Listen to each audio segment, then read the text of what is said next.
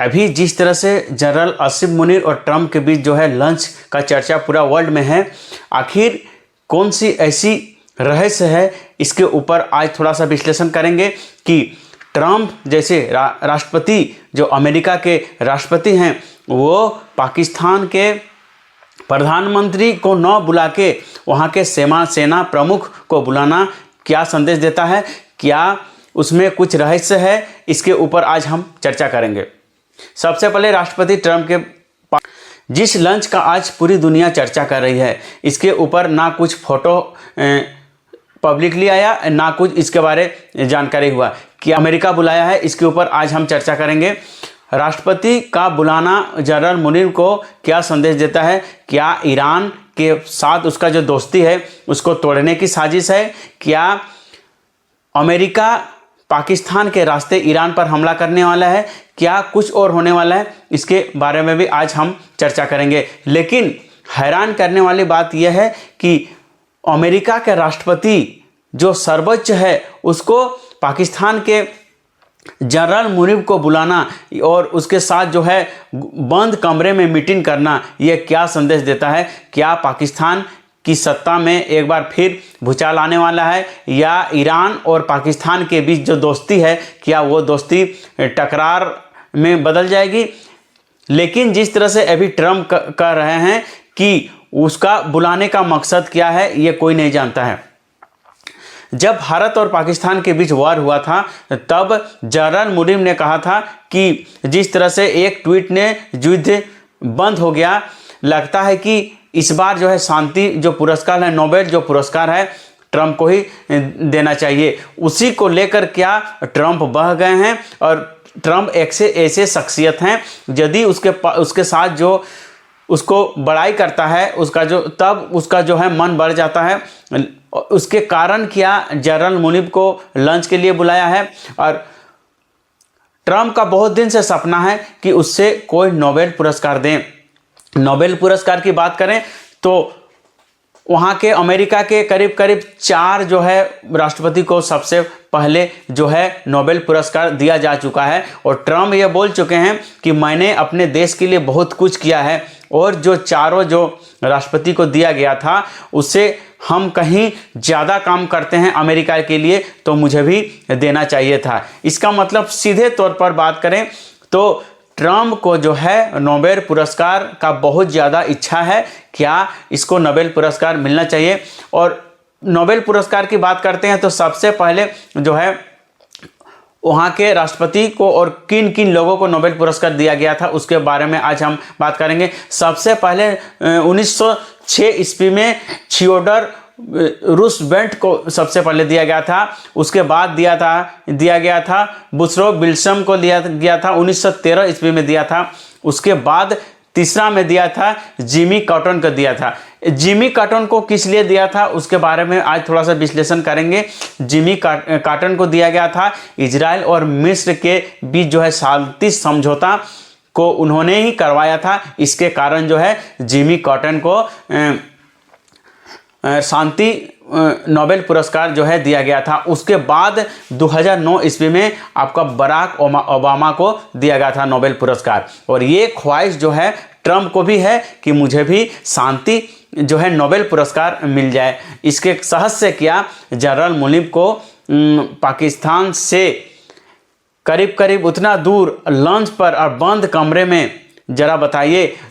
Obama जैसे Trump और general Munir की जो है ये वार्ता पब्लिकली नहीं हुई है। जब कोई अमेरिका में ऐसे ही कोई हाई वोल्टेज या मीटिंग होती है या कुछ ज़रूरी होती है, तो उसका जो फुटेज हुआ उसका जो है पब्लिकली जो प्रेस कॉन्फ्रेंस नहीं किया जाता है। और ये गुफ्तगू क्या जनरल मुनीर के जेट से ही काटेंगे ट्रंप, ये तो वक्त ही बताएगा। लेकिन ट्रंप जो है एक बहुत बड़ा बिजनेसमैन है, वो जो भी करते हैं सोच समझ के करते हैं। क्या जिस तरह से जनरल मुनीर को बुलाए हैं, क्या उसका भरपाई पूरा पाकिस्तान को करना पड़ेगा, या जी उसके जो एक वर्ड बोला था जनरल मुनीर की ट्रंप को जो है नोबेल पुरस्कार दिया जाना चाहिए, वो क्या बहकावे में उसको बुलाया था, या क्या ईरान को और पाकिस्तान का जो दोस्ती है वो तोड़ने का फिराक में है, ये तो वक्त ही बताएगा। लेकिन जिस तरह से अभी दुनिया के नज़र जो है पाकिस्तान के ऊपर है, दुनिया सबसे ज़्यादा अभी बात करें तो मुस्लिम देशों में सबसे ज़्यादा घातक अभी पाकिस्तान है। पाकिस्तान के पास एक से एक जो है आतंकवादी संगठन है, करीब करीब 100 से ज़्यादा आतंकवादी संगठन है। लेकिन जिस तरह से ईरान के ऊपर देशों का नज़रिया है, जिस तरह से इराक के ऊपर नज़रिया है, जिस तरह से साउथ कोरिया के ऊपर नज़रिया है, लेकिन ये पाकिस्तान के ऊपर नज़रिया क्यों नहीं है, ज़रा बताइए। वही जो है ईरान की बात करें तो ईरान ने क्या करता है, हिजबुल्लाह को, जो आतंकवादी संगठन है, हमास है और हुती है, इसको क्या आता है, संरक्षण देता है और इसके आधार पर वो चलता है। तो यदि ये तीनों आतंकवादी संगठन को ईरान समर्थन देता है और आप ईरान के सामने जो है लड़ाई छेड़ते हैं, वही लड़ाई जो है पाकिस्तान के विरुद्ध आप क्यों नहीं छोड़ते हैं। पाकिस्तान के पास तो करीब करीब 100 ऐसा संगठन है जो कि किसी भी देश के आगे और कभी भी फट सकता है। लेकिन दुनिया का जो नज़र है पाकिस्तान के ऊपर क्यों बदला हुआ है। ट्रंप भी जानते हैं कि सबसे घातक जो है पाकिस्तान है, लेकिन जिस तरह से अभी ईरान के साथ ये घटना हुआ, ईरान को जो है लड़ाई इजराइल के साथ अभी वॉर चल रहा है, जनरल मुलिफ और ट्रंप के बीच अभी जो है वार्ता चल रही है, इसमें क्या संदेश देता है। और दुनिया की नज़र में अभी ईरान जिस तरह से अलग थलग पड़ा हुआ है, उसी तरह क्या पाकिस्तान के साथ भी होना चाहिए। पाकिस्तान के पास 100 संगठन हैं। अभी बात करें तो जैसे मोहम्मद हुआ, हिजबुल मुजाहिदीन हुआ, लश्कर तैयबा हुआ, ये जो बड़े बड़े जो है संगठन है ये पाकिस्तान में ही चलते हैं। लेकिन जिस तरह से ईरान के ऊपर अभी अटैक हुआ, पूरे दुनिया जो है पाकिस्तान के ऊपर क्यों नहीं अटैक करती है। पाकिस्तान के पास भी परमाणु बम हैं, लेकिन ये परमाणु बम पाकिस्तान के पास सुरक्षित नहीं है। पाकिस्तान ऐसा देश है कि कहीं किसी के पास यदि छोटा सा यदि वो कोई हमला करता है तो पाकिस्तान ऐसा देश है तो वो सबसे पहले एटम बम का जो है प्रयोग करेगा, परमाणु का प्रयोग करेगा। लेकिन दुनिया का नज़र अभी पाकिस्तान के ऊपर नहीं है। और जिस तरह से ईरान को जो है अकेला कर दिया, जिस तरह से इराक को अकेला कर दिया, उसी तरह क्या पाकिस्तान को भी अकेला नहीं होना चाहिए, करना चाहिए। और पाकिस्तान के पास भी जो परमाणु बम है उसको भी छीनना जाना चाहिए, जो बहुत ही घातक है। और पाकिस्तान जैसे देशों के पास तो कतई नहीं होना चाहिए। जिस तरह से ईरान के पास है, ईरान हुआ, इराक हुआ, कोरिया हुआ, इससे तो 10 गुना ज़्यादा घातक पाकिस्तान है। लेकिन दुनिया का नज़र पाकिस्तान के ऊपर क्यों बदल गया है। अभी जिस तरह से पाकिस्तान के पास 100 आतंकवादी संगठन हैं, जरा बताइए। ओबामा भी पहले बता चुके हैं कि पाकिस्तान जो है बहुत खतरनाक देश है, ये कभी भी किसी के ऊपर जो है बड़ा प्रहार कर सकता है। और ये जो एटम बम हुआ या परमाणु बम है, पाकिस्तान के पास जो है सुरक्षित नहीं है। लेकिन दुनिया का जो नज़र है पाकिस्तान के ऊपर अभी फ़िलहाल क्यों नहीं पड़ा है, ये सोचने वाली बात है। और ट्रंप और मुनीर जनरल मुनीर का वार्ता और लंच का होना क्या संदेश देता है। क्या पाकिस्तान के ऊपर भी अटैक होगा, क्या पाकिस्तान के रास्ते हुए पाकिस्तान और ईरान जो है सटा हुआ है। और बात करें इजराइल और ईरान के बीच की दूरी है करीब करीब 1000 किलोमीटर दूरी है। और यदि कोई देश इतने दूर से हमला करता है तो आप एक तो रॉकेट से कर सकते हैं या बड़े बड़े जहाज से कर सकते हैं। और यदि रॉकेट से करते हैं तो आपको बहुत कॉस्टली पड़ता है, बहुत खर्चा पड़ता है। तो इसके आधार पर आप ज़्यादा दिन जो है युद्ध नहीं कर सकते हैं, आपकी देश की अर्थव्यवस्था भी उसमें डगमगा जाएगी।